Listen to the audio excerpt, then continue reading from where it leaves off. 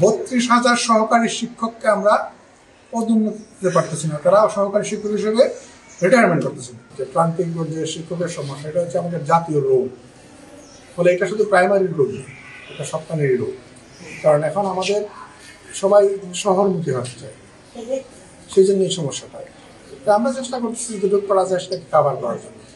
আর বিশেষ চাহিদা সম্পন্ন শিশুদের জন্য আমাদের প্রজেক্ট আছে, কিন্তু সেটাকে মানে দেশব্যাপী পরিচালনা করার মতো এখনো আমাদের সেই সক্ষমতা নেই।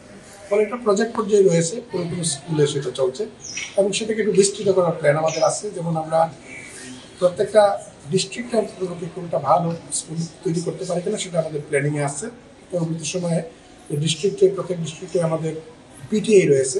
এই পিটিআই আমরা বিশেষ বাচ্চাদের জন্য আমরা স্পেশাল ধরনের শিক্ষা চালু করতে পারি, সেটা আমাদের প্ল্যানিং রয়েছে। পদ্মা সেতু, মেট্রো রেল এবং এলিভেটেড এক্সপ্রেসওয়ে নির্মাণের গর্বিত অংশীদার বসুন্ধরা সিমেন্ট। আপনাকে কি বলবো, এটা আমার জন্য খুব দুঃখের কথা। আমাদের 32,000 স্কুলে প্রধান শিক্ষক নেই।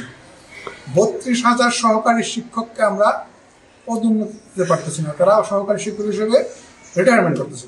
আমরা 32,000 পদে নিয়োগ দিতে পারতেছি না, আমাদের বেকার যুবকরা কাজ পাচ্ছে না। এই জন্য ছোট্ট একটা মামলার জন্য এই মামলাটাকে নিষ্পত্তি করার জন্য আমি সব বাস্তবায়নের চেষ্টা করতেছি।